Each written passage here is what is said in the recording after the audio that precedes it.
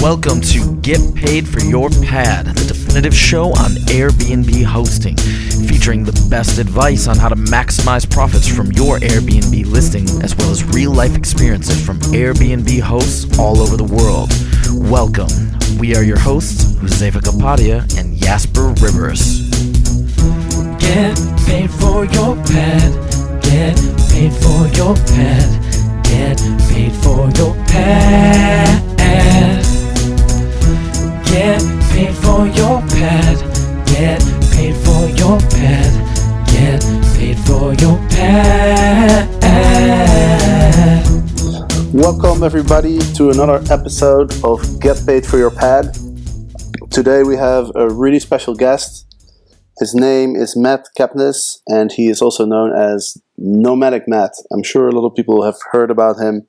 He has an awesome travel blog. He is a specialist on traveling on a budget. His work has been featured on the New York Times, the Wall Street Journal, National Geographic, BBC, CNN, just to name a few. So without further ado, Matt, welcome to the show. Thanks for having me, Jasper. It's good to be here. I love Airbnb, so happy to talk about it. Awesome. Maybe you can tell us a little bit about your story. I know you've been traveling for a long time. You run a really successful blog. So give our listeners a little bit of a background about yourself.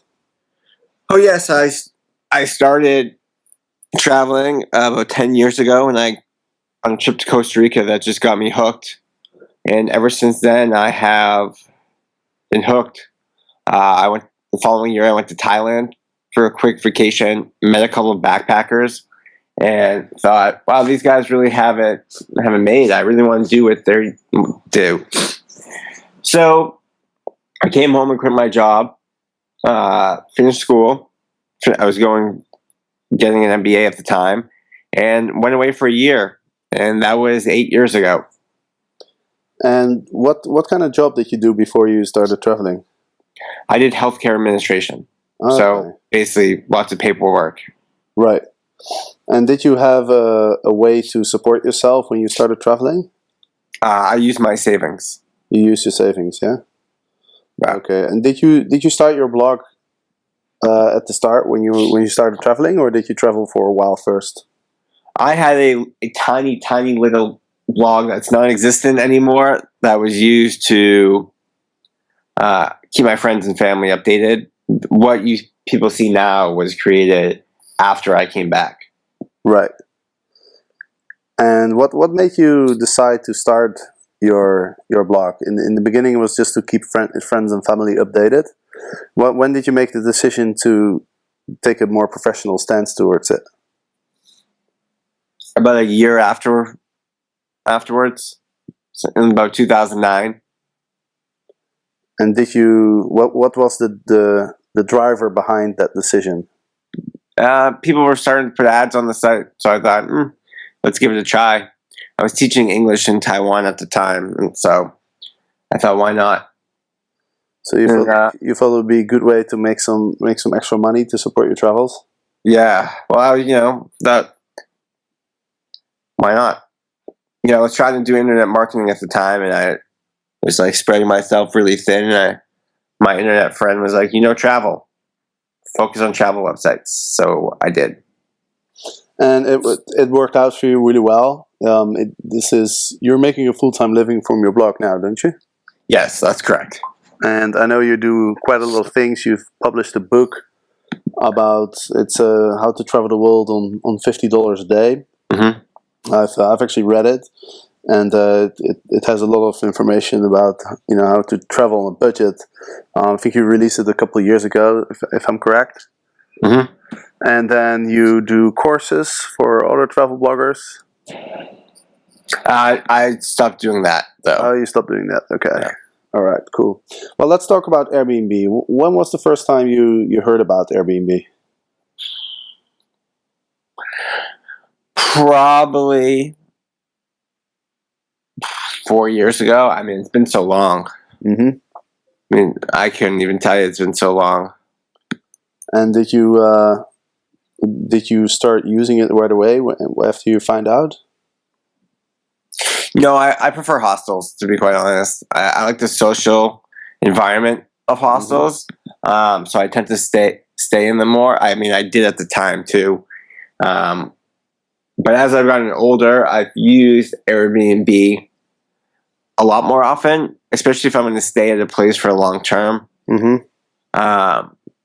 Or if I'm traveling for something work related and I'm sort of very busy, I'd rather just get my own space where I can sort of relax and get work done without lots of distractions. Yeah, because your expertise is how to travel on a budget. So, do you think Airbnb is a good fit for somebody who wants to travel on a budget? Yeah, I mean it's definitely a lot cheaper than a hotel, Right? and as such,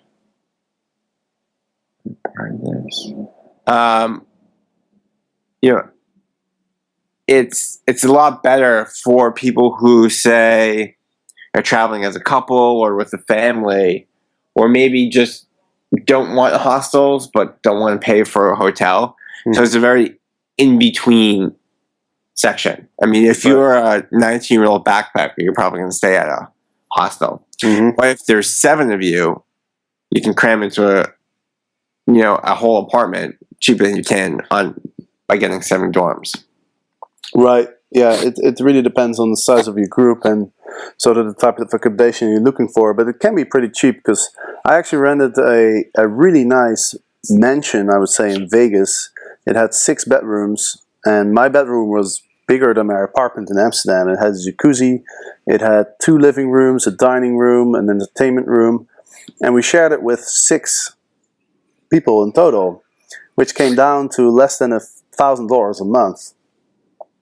So that was that's pretty cheap for what you get. Yeah. So I agree, definitely when you're sharing with a lot of people, it can definitely drive down the cost a lot. And you do have a little bit more privacy than staying in a hostel, which obviously would be probably the cheapest way to travel. Sure. Could you tell us a little bit about the places that you stayed at an Airbnb place, like the locations? You mean what the apartment looks like, or just the cities? I mean, the city or the country, or. I've used it in New York. I've used it in Ireland, San Francisco, Curacao, Bermuda. Where else have I used it? Paris, Stockholm. So that's quite a few places. Yeah. And how were your experiences? Were they all good, or did you have some bad experiences, or what are the how would you summarize it? I loved all my Airbnb experiences. I have yet to really have a bad one. And so maybe that's just me being lucky. But I really enjoy them. And that's why I recommend them. I mean, I can't say that I've had one. I mean, a couple of times, like, the bed's been kind of hard, or, the shower was small. But those are really minute things that really matter very little. All in all, I had this wonderful host in Ireland who, took me out to dinner, and even helped me get a free tour because he worked in hospitality. That's awesome. Day trip. My host in Paris left a detailed map and a bottle of wine. So that's great. I actually just came back from Ireland. Where exactly were you in Ireland? I used it in Galway. In Galway, okay. Yeah, I just came back from Ireland. It's one of my favorite places to go. The people are super, super friendly there, so it doesn't surprise me that you had a great experience in Ireland with Airbnb. So you haven't really had any bad experiences. Now, you mentioned that you You think you might have been... Not unless they were so bad I blocked them out from my memory, but I doubt that's happened. Right. Well, we've been interviewing a lot of people about Airbnb, and it's very rare that you hear of bad experiences. I interviewed a girl last week who stayed at a place in Recife in Rio, and she woke up in the middle of the night when there was a thief in her apartment. So that was not very pleasant. But on the other hand, it was not much that the host could do about it. It was more a bad neighborhood that she was staying at. So, there's always, things can always go wrong, and there's always issues that can arise. But I think in general, the Airbnb hosts, it seems to be a community of people that are just kind of passionate about sharing their house with and meeting people from all over the world. Often Airbnb hosts travel a lot as well. Mm-hmm. So in general, I think the experiences are pretty good. But did you have any concerns before you started using Airbnb? Because I know a lot of people are a little bit apprehensive about staying in somebody's house, somebody that they don't know.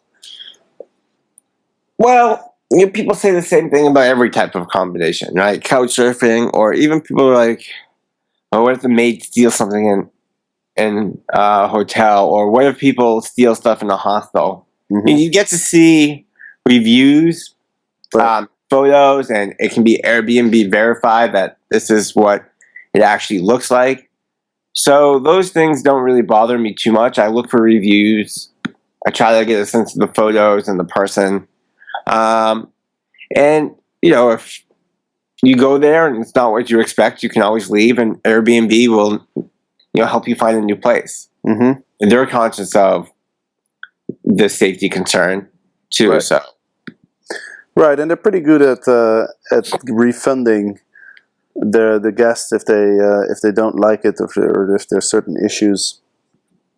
For example, the girl that I was talking about who got the burglar in the middle of the night, she wanted to leave the next day, obviously, because she didn't feel safe, and she got refunded. But the host, from her perspective, like, it wasn't really her fault, because the house was pretty well secured. But the guy just, if you want to get in, then you can find a way to get in, right? So Airbnb actually refunded the guest as well as the host. So that's great. I think because these things, I think they're pretty rare. So I think that's why Airbnb is pretty flexible with refunding people when something does happen. So would you ever...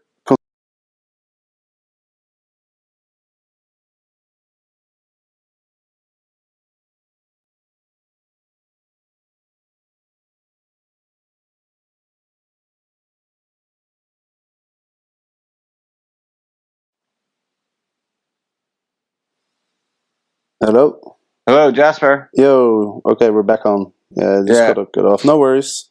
We'll just edit that out. I was just going to jump on the next question, so we'll just keep going. So, Matt, are you hosting on Airbnb, or have you ever hosted on Airbnb? Yeah, I host I host quite regularly because I'm always on the road, and I live with a roommate who's also on the road a lot. So, whenever a room's empty, we usually rent out a place on Airbnb. Right. And you share an apartment with your friend, or? Yeah, I share with my friend Steven. Okay, so you created your own listing where you rent out your room. Yeah, or his room. Who's ever away, that room gets rented out. Okay. And what are your experiences as a host? Did you find it easy to find guests when you're away, or what's your experience with hosting? Yeah, New York is such a high in demand place, given how expensive hotels are, that we really don't have a problem renting out our place. Guests have been, interesting, fun, weird. They really run the gamut, but they've all been polite and clean and respectful. Right. So I think that's most important. Right. So you haven't had any bad experiences with your guests? Nope. One guest once took my toothbrush, which I thought was kind of weird, but that's the worst that's happened. Well, if that's the worst, then I think you can get over it. But that's funny because who's going to steal a toothbrush? Do you think it would be? Do you think it was an accident or? I think it was an accident. I think they were just grabbing like their stuff. Right. Yeah. But who knows? Right, and I don't unless they have some weird fetish. Yeah, exactly. That's a very weird fetish. I don't think I know anyone who's into brushing their teeth with some other dude's toothbrush. But did you? Because when you rent out your room, you're usually away. So did you meet any of your guests or? I have not actually met any of the people who have stayed in my apartment. Other than a few months ago before I left, but lately my roommate's been around taking care of everything.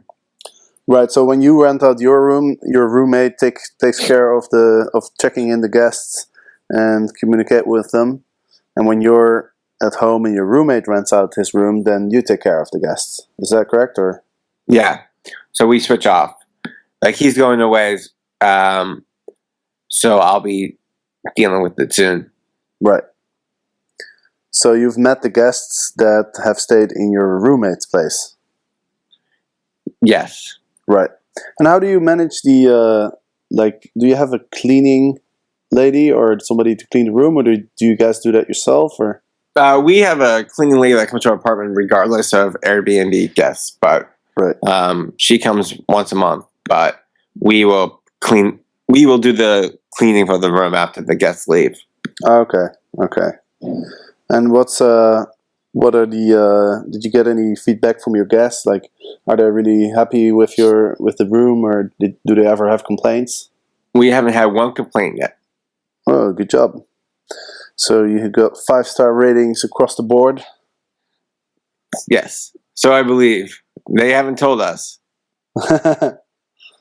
So when it comes to hosting on Airbnb, do you have any? Because you have both perspectives. You're a host, and you've also used Airbnb several times doing your travels.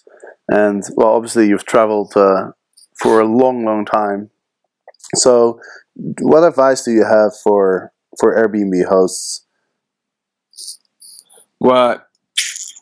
When it comes to like trying to be a better host? Try to be a better host. Keep your place as advertised. The worst thing you can do is, show a place and then it's not really what. Then the guest gets there and it's not what it looks like. Always have an extra key. Clean sheets on the bed. Maybe even a little list of things to do and where to eat, and what to see around the neighborhood. Mm-hmm. A map will help. Right. And we leave a map. If you want to be extra sweet, maybe leave like a bottle of wine as a thank you. Keep your place super clean. Right. Show. Don't be prickly. Like, all right, here is the shower, but you can only use the shower in the mornings because I don't want you to waste water or something like that. Right. As a guest, I expect this to have full run of your place. Mm-hmm. In the sense that if I want to take 2 showers, I'm going to take 2 showers. If I want to cook, I'm going to cook.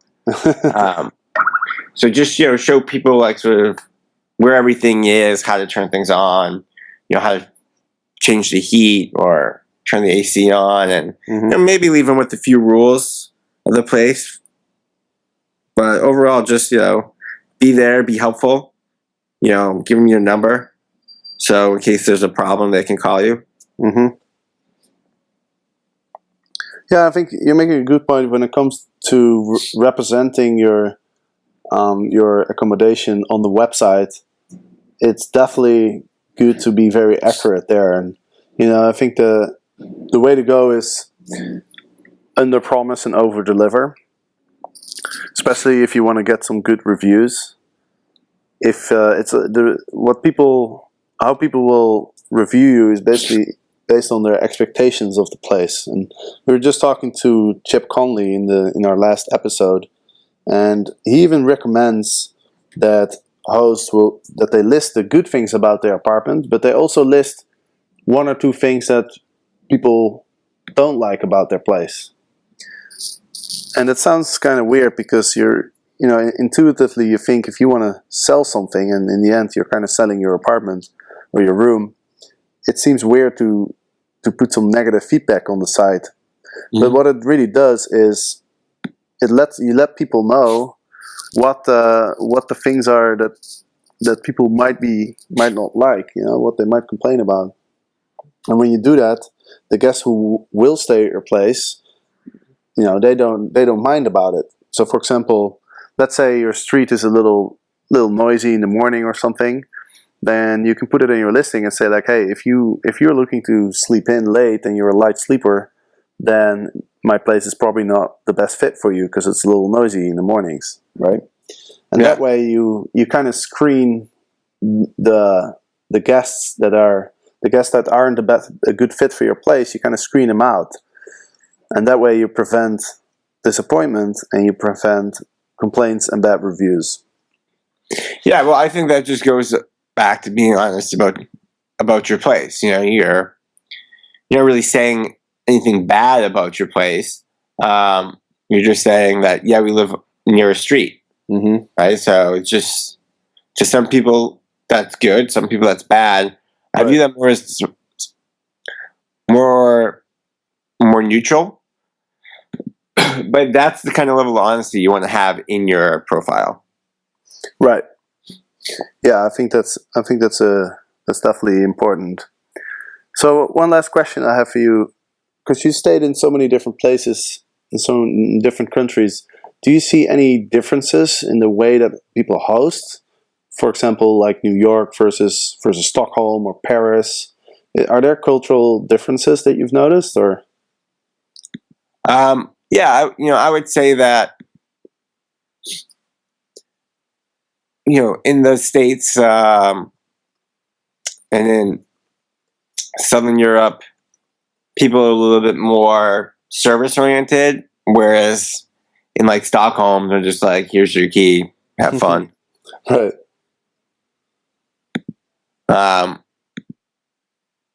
But for the most part, everyone who does it has been fine. Like, they're there as much as you want them to be, and sometimes you just don't want them around. Right. I'm not renting your place out so we can be friends. I'm renting it out for a great place to stay. So, right. But it's nice to be social with the host. Mm-hmm. But I think sometimes hosts can be a little bit overbearing. Right. But are you still in touch with anybody that you met, that you see somebody whose place you stayed at, or a guest that stayed at your place? No, I'm not. Okay. Great. Well, Matt, thanks so much for sharing your experiences with us. Maybe you can tell our listeners how they get in touch with you and where they can check out your stuff. And I know you've got a lot of content, a lot of good content on your travel blog. So let us know how we can find more about you. You can find more about me at nomadicmatt.com, NOMADICMATT.com. And then I'm everywhere on the internet at Nomadic Matt. Facebook.com/Nomadic Matt, Twitter.com/Nomadic Matt, etc., etc., etc. Just search Nomadic Matt and you will find me. Yeah, I think that's it's not hard to find you. If you Google Nomadic Matt, you'll get a lot of results for sure. So, guys, as always, if you want to find out more information about Airbnb hosting, you can find our book on Amazon. You can also download the audiobook for free at getpaidforyourpad.com/audio-book. And if you prefer to read, you can also get the first 3 chapters for free at getpaidforyourpad.com. So that's it for another episode. Matt, thanks again for being on the show. It was awesome having you. Everybody, remember, Monday and Thursday we release new episodes, and we'll see you next time. Get paid for your pet. Get paid for your pet. Get paid for your pet. Get paid for your pet. Get paid for your pet. Get paid for your pet.